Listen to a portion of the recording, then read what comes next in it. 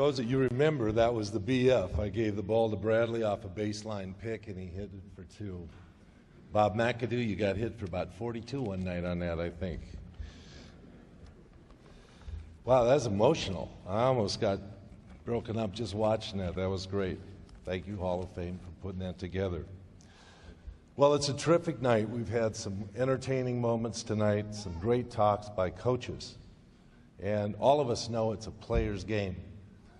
But tonight, as a coach who's coming back having played in the NBA, I feel that it's a great responsibility to give this game back to the players and understand it's their effort. And that's what I learned from Red Holzman.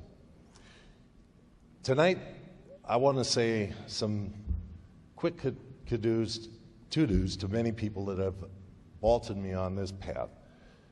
The people that I've worked for, the organizations I've worked for, from the Albany Patroons, the Quebradillas Pirates, the Isabela Gallitos, the terrific years with the Chicago Bulls, and of course the incomparable LA Lakers.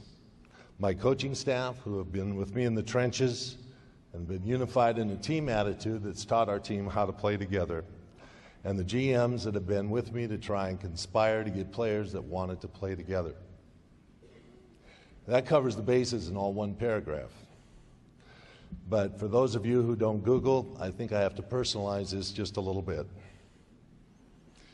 My family of origin is something I'd really like to thank. Both my parents were ministers.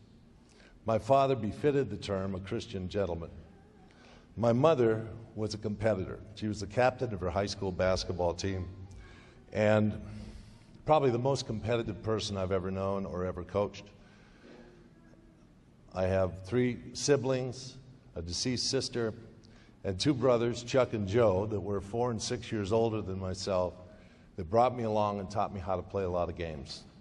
And they saw that competitive edge that I had as a child, and they made sure that it was honed to a fine-tuned value. The coaches I've had my educational years, my high school coaches, both Petersons, H.L. and Bob Peterson.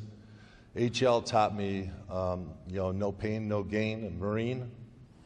And Bob Peterson, my high school basketball coach, taught me there's joy in this game and the pleasure of playing it.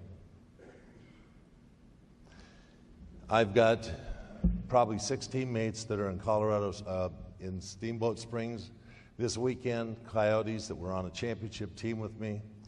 We usually take this weekend out of the year to reminisce and have a good time. Hello to them.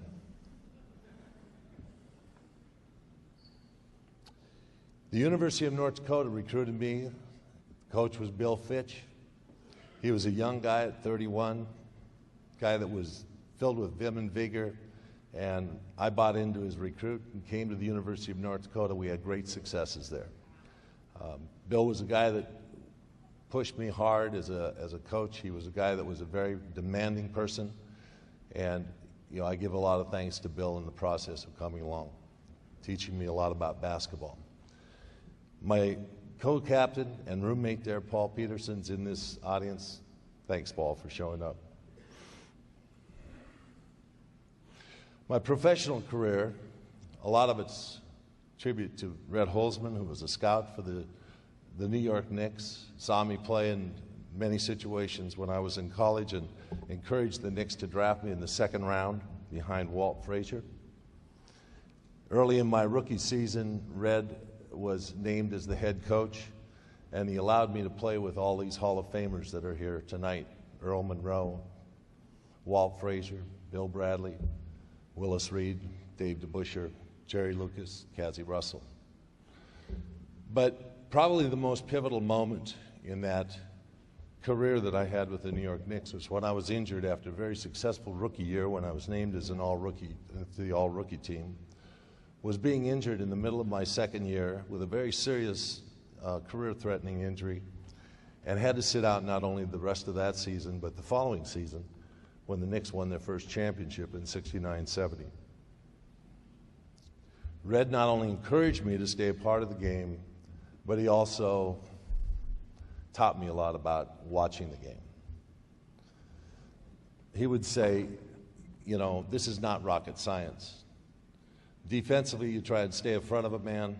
Offensively, hit the open man. He was a no-nonsense guy.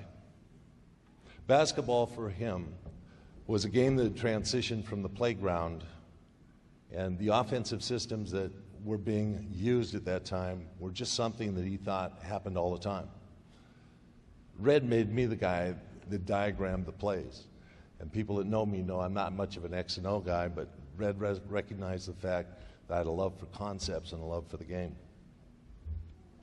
My coaching career, although aided by Red, actually started when I was with the New Jersey Nets, and Kevin Lockery encouraged me to be a player assistant coach on that New Jersey Nets team.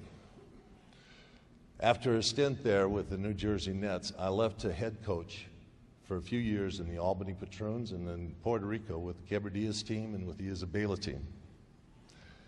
Those were times when